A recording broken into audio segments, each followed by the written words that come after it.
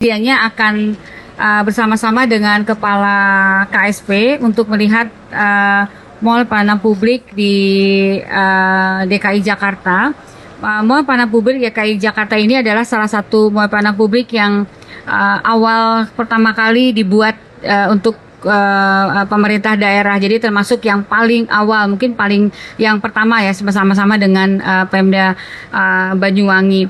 Nah, tentunya sebagaimana Bapak Ibu ketahui bahwa Mall Pelayanan Publik ini adalah salah satu upaya pemerintah untuk mempermudah atau mendekatkan layanan kepada masyarakat. Jadi masyarakat tidak dipersulit lagi untuk mendapatkan layanan-layanan, karena semua layanan-layanan yang diperlukan masyarakat kita diintegrasikan di dalam satu tempat yang kita namakan Mall Pelayanan Publik begitu. Konsep dari Mall Pelayanan Publik ini adalah menyatukan semua layanan yang menjadi kewenangan pemerintah pusat dan juga kewenangan dari pemerintah daerah. Jadi nanti Bapak Ibu sekalian, kalau memang ada keperluan mendapatkan layanan dari pemerintah, bisa mengunjungi Mall Pelayanan Publik. Dan tentunya DKI ini termasuk Mall Pelayanan Publik punya DKI ini sudah melaksanakan apa yang menjadi kebijakan yang sudah dicanangkan oleh Kementerian PAN-RB, yaitu layanan publik yang bersifat omnichannel. Jadi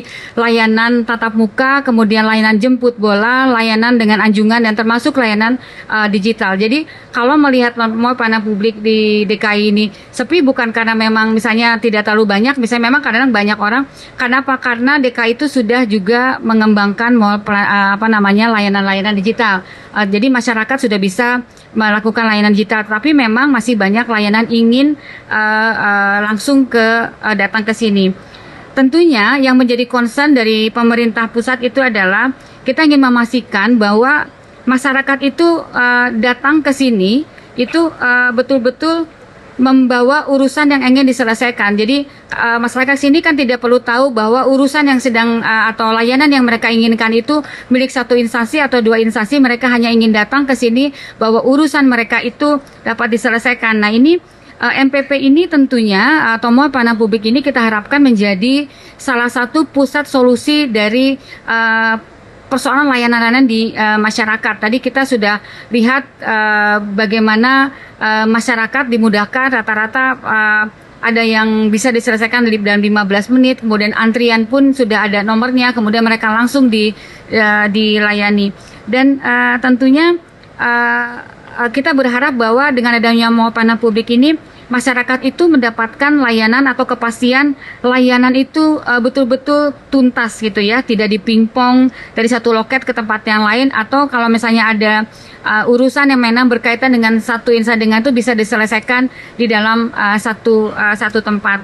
Dan Mall Pelayanan Publik ini, Bapak dan Ibu sekalian, ini adalah layanan-layanan yang memang harus dilakukan oleh pemerintah pusat maupun pemerintah daerah, termasuk BUMN dan BUMD gitu. Jadi ada BPJS Kesehatan bisa diatur di sini, bahkan membuat paspor, pembuatan STNK pun bisa dilakukan di sini. Itu adalah layanan-layanan dari pemerintah pusat selain dari layanan-layanan untuk pemerintah yang dari pemerintah daerah. Tadi kita lihat ada bagaimana orang mengurus PBB dari Kecamatan Setiabudi pun bisa dialihkan ke sini. Bahkan untuk layanan pertanahan itu bisa dilakukan meskipun tempatnya ada di Jakarta Selatan ini ya, Jakarta Selatan, tapi di luar Jakarta Selatan pun bisa mengurus pertanahan di Mall Pelayanan Publik ini. Jadi tentunya saya juga mengapresiasi Pemda DKI Jakarta yang telah membangun Mall Pelayanan Judi, karena ini Mall Pelayanan Publik ini bisa menjadi etalase daripada pelayanan publik nasional begitu ya. Jadi kualitas Jakarta ini tentunya selalu menjadi rujukan dari Pemda-Pemda yang lain. Jadi yang paling penting itu Bapak dan Ibu sekalian, masyarakat itu nanti bisa merasakan bagaimana layanan yang dilakukan oleh Pemda DKI ini yang difokuskan adalah kepada user experience dari masyarakat ketika dia datang ke DKI ini. Dan saya sekali lagi memberikan apresiasi Pak kepada seluruh jajaran dari MPP Mall Pelayanan Publik dari Provinsi DKI Jakarta dan pemerintah Provinsi Jakarta.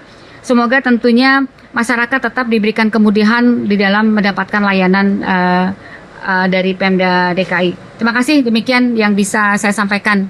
Assalamualaikum warahmatullahi wabarakatuh.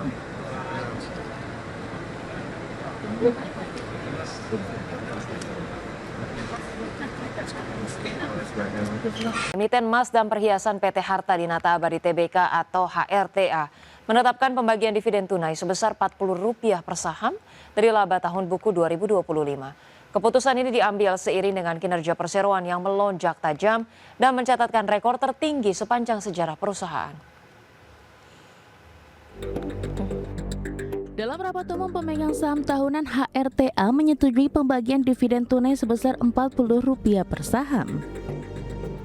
Dengan mengacu pada harga saham di kisaran Rp2.300 per lembar, dividen tersebut setara dengan yield sekitar 1,8% dan dividen payout ratio 18,83%. Kebijakan ini mencerminkan komitmen perseroan dalam memberikan nilai tambah kepada pemegang saham. Sepanjang 2025, HRTA membukukan pendapatan sebesar Rp44,55 triliun atau melonjak 144,39% dibandingkan tahun sebelumnya. Laba bersih perseroan juga meningkat 121,29% menjadi Rp978,49 miliar. Pencapaian tersebut menjadi rekor kinerja tertinggi yang pernah dicatatkan oleh perseroan. Pertumbuhan kinerja HRTA ditopang oleh kenaikan volume penjualan emas murni yang meningkat menjadi 7,83 ton pada kuartal pertama 2026. Selain itu, harga jual rata-rata produk emas juga naik lebih dari 71% secara tahunan. Bisnis grosir masih menjadi kontributor terbesar dengan porsi lebih dari 90% terhadap total pendapatan perseroan. Hingga kuartal pertama 2026, HRTA telah membukukan pendapatan Rp20,16 triliun atau tumbuh hampir 197% secara tahunan. Laba bersih juga melonjak 189% menjadi Rp433,49 miliar. Didukung jaringan distribusi yang terus bertumbuh dan permintaan emas yang masih kuat, perseroan optimistis dapat mempertahankan momentum pertumbuhan pada tahun ini. Berbagi sumber, IDX Channel. Pemirsa, emiten produsen air minum dalam kemasan PT Sariguna Prima Tirta Tbk atau Cleo optimistis mampu mempertahankan pertumbuhan kinerja sepanjang 2026 meski di tengah ketidakpastian ekonomi. Daya beli masyarakat yang masih terjaga menjadi salah satu faktor utama yang mendorong optimisme perseroan terhadap prospek bisnis tahun ini. Manajemen Cleo menilai daya beli masyarakat yang masih terjaga menjadi fondasi penting bagi pertumbuhan industri air minum dalam kemasan atau AMDK. Perseroan juga melihat industri AMDK nasional masih mencatat pertumbuhan konsisten di kisaran 5 hingga 8% per tahun. Kondisi tersebut membuat Cleo optimistis mampu mempertahankan tren penjualan positif sepanjang tahun ini. Pada kuartal pertama 2026, Cleo membukukan penjualan sebesar Rp774,4 miliar atau tumbuh 15,8% dibandingkan periode yang sama tahun lalu. Sementara itu, laba bersih konsolidasi mencapai Rp122,6 miliar atau meningkat 5,2% secara tahunan. Pertumbuhan tersebut didorong oleh kontribusi positif dari seluruh segmen bisnis perseroan. Untuk menjaga momentum pertumbuhan, Cleo terus melakukan ekspansi melalui peningkatan kapasitas produksi. Tahun ini perseroan menargetkan 3 pabrik baru di Palu, Pontianak, dan Pekanbaru mulai beroperasi secara bertahap. Kehadiran pabrik tersebut diharapkan memperluas jaringan distribusi sekaligus meningkatkan efisiensi operasional perusahaan. Selain menambah kapasitas produksi, Cleo juga terus melakukan inovasi produk untuk menjangkau pasar yang lebih luas. Perseroan menyiapkan peluncuran produk premium Cleo Platin Water atau Cleo Platin Sparkling Water yang menyasar segmen hotel, restoran, dan special outlet. Strategi diversifikasi produk ini diharapkan dapat memperkuat daya saing dan mendorong pertumbuhan penjualan ke depan. Berbagai sumber, IDX Channel. Pemirsa, emiten konstruksi plat merah PT Waskita Karya Tbk terus mengebut penyelesaian proyek LRT Jakarta fase 1B rute Velodrome Manggarai dengan capaian progres fisik menembus 93,07%. Proyek infrastruktur senilai 4,1 triliun rupiah ini kini resmi memasuki tahapan krusial lewat pelaksanaan uji coba sistem perkereta apian secara detail. Akselerasi pembangunan moda transportasi modern di kawasan metropolitan DKI Jakarta kini semakin mendekati tahap akhir penyelesaian.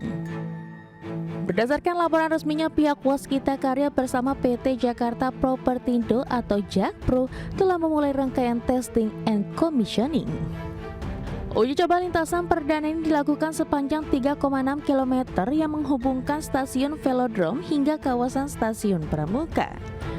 Direktur Utama Jakpro Iwan Takwin menegaskan bahwa tahapan pengetesan komprehensif ini wajib dipersiapkan secara matang guna menguji integrasi persinyalan, kelistrikan hingga sistem komunikasi kereta sebelum dioperasikan secara komersial.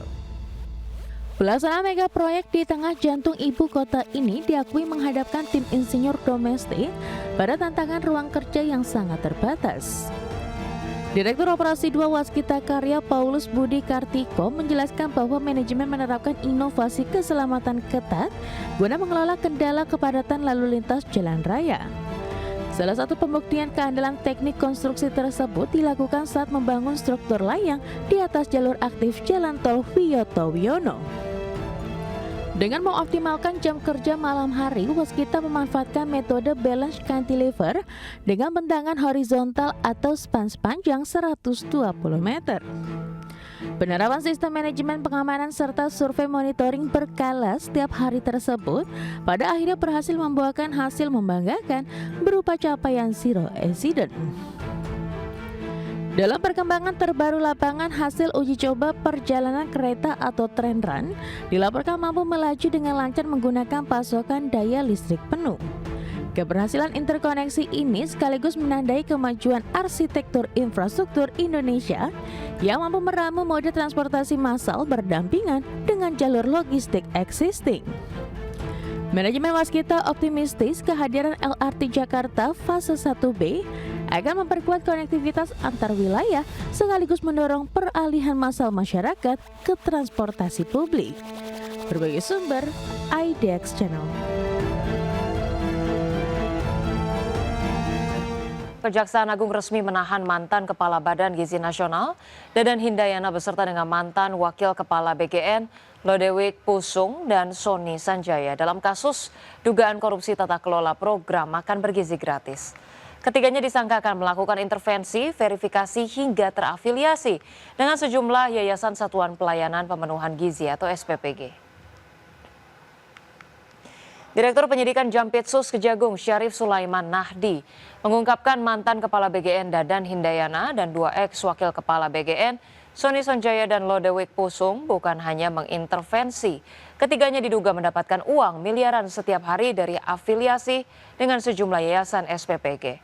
Selain itu, ketiga tersangka juga diduga melakukan intervensi kepada pejabat pembuat komitmen atau PPK sehingga ditemukan dugaan adanya penggelembungan harga barang dan jasa saat proses pengadaan. Yayasan tersebut terafiliasi diantara dimiliki oleh saudara DH, saudara SS, dan saudara LP. Bahwa selain menggunakan yayasan yang terafiliasi tersebut, saudara DH bersama-sama dengan saudara SS dan saudara LP dalam melakukan proses pengadaan baik barang dan jasa di BGN secara melawan hukum, melakukan intervensi kepada PPK, sehingga dalam penyusunan KAK pengadaan barang dan jasa pada BGN tidak disusun sesuai kebutuhan real di lapangan dan adanya markup harga pengadaan. Pemirsa, terkait dengan penetapan tersangka mantan Kepala Badan Gizi Nasional Dadan Hindayana beserta dengan dua mantan Wakil Kepala BGN dalam kasus dugaan korupsi tata kelola program MBG, Menteri Hukum Supratman Andi Aktas mengatakan bahwa Presiden Prabowo Subianto telah berkali-kali mengingatkan pada para pejabat untuk tidak melakukan praktik curang. Supratman menegaskan pemerintah menghormati dan menyerahkan sepenuhnya penanganan perkara tersebut kepada aparat penegak hukum. Meski demikian, Supratman mengingatkan semua pihak agar asas praduga tak bersalah dalam penanganan perkara korupsi atau dugaan korupsi tata kelola MBG tersebut tetap diutamakan.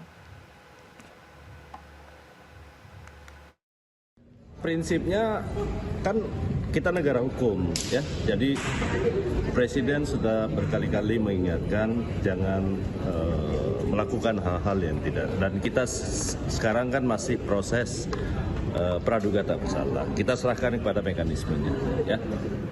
Pemirsa, Presiden Prabowo memberikan peringatan keras kepada para mitra program makan bergizi gratis untuk tidak melakukan penyelewengan dan korupsi.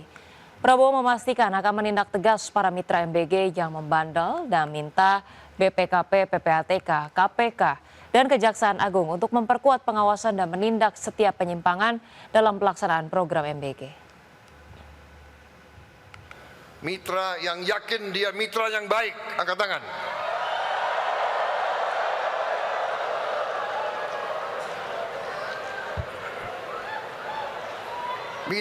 Oke, turun mitra yang baik. Turun mitra yang baik. Mitra yang brengsek, angkat tangan, angkat tangan.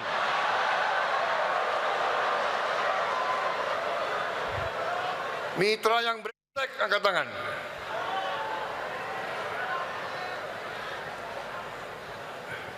Enggak ngaku ya.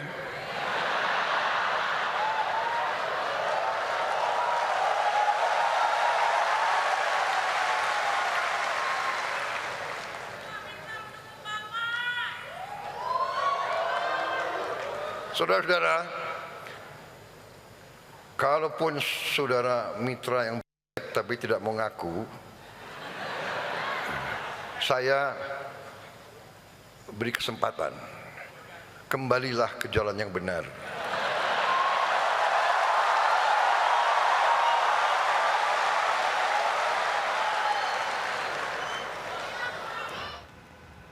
Pemirsa, Menteri Keuangan Purbaya Yudi Sadewa menilai pelemahan rupiah saat ini lebih didorong sentimen negatif pasar dan akan menguat seiring dengan fundamental ekonomi yang tetap terjaga.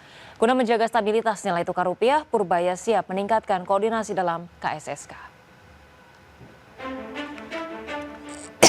Menteri Keuangan Purbaya Yudi Sadewa memastikan akan mendorong koordinasi dalam Komite Stabilitas Sistem Keuangan atau KSSK untuk menjaga stabilitas nilai tukar rupiah yang terus mengalami tekanan. Menurut Purbaya, meski kewenangan menjaga stabilitas rupiah tetap berada di tangan Bank Indonesia, namun jika diperlukan koordinasi yang lebih intensif, KSSK akan mengambil langkah untuk memperbaiki kondisi nilai tukar rupiah. Purbaya menyebut pelemahan nilai tukar rupiah lebih banyak dipicu oleh sentimen pasar dibandingkan kondisi fundamental ekonomi nasional. Beredarnya berbagai isu dan spekulasi negatif sempat mempengaruhi persepsi pelaku pasar. Purbaya meyakini seiring fundamental ekonomi yang stabil, rupiah akan kembali ke levelnya. Ya maksud Pak, Bapak sebagai ketua ngelihat ini makin lemah terus Pak, bahkan mau 18.000 Pak. Kalau Pak Peri sendiri ngomong Juli baru menguat. Nah ini selama Juni ini berarti bisa 18.000 lebih ya Pak? Enggak, kalau kita lihat kan tiba-tiba aja penguatan pelemahannya 1-2 hari ini kan. Terus ada isu macam-macam, ada rumor macam-macam di pasar. Ada yang bilang saya suruh perbankan melakukan stress test kalau rupiahnya 18.000 lebih. Padahal saya nggak pernah isu seperti itu. Jadi banyak isu-isu di pasar yang membuat sentimen ke rupiah negatif. Tapi kalau kita lihat, kewajiban saya adalah menjaga fondasi ekonomi aja, supaya ekonominya berjalan terus semakin cepat. Karena pada akhirnya kita percaya rupiah akan ditentukan oleh fondasi ekonominya. Pada penutupan perdagangan Rabu sore, nilai tukar rupiah ditutup melemah 127,5 poin atau 0,71% ke level 17.966 per dolar Amerika Serikat. Berbagai kebijakan yang diambil Bank Indonesia dan pemerintah nyatanya belum mampu memperkuat nilai tukar rupiah terhadap dolar Amerika Serikat. Dari Jakarta, Raharjo Patmo, IDX Channel.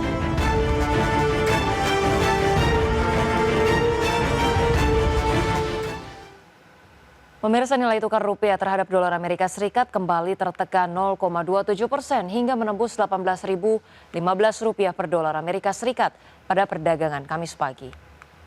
Posisi tersebut menjadi salah satu level terlemah rupiah dalam beberapa waktu terakhir, sekaligus menandai rupiah ke ambang psikologis baru 18.000 per dolar Amerika Serikat.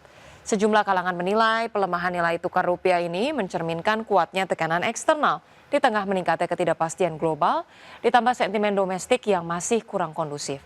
Selain itu, sejumlah data ekonomi Amerika yang dirilis lebih baik dari perkiraan pasar turut memperkuat mata uang negeri Paman Sam.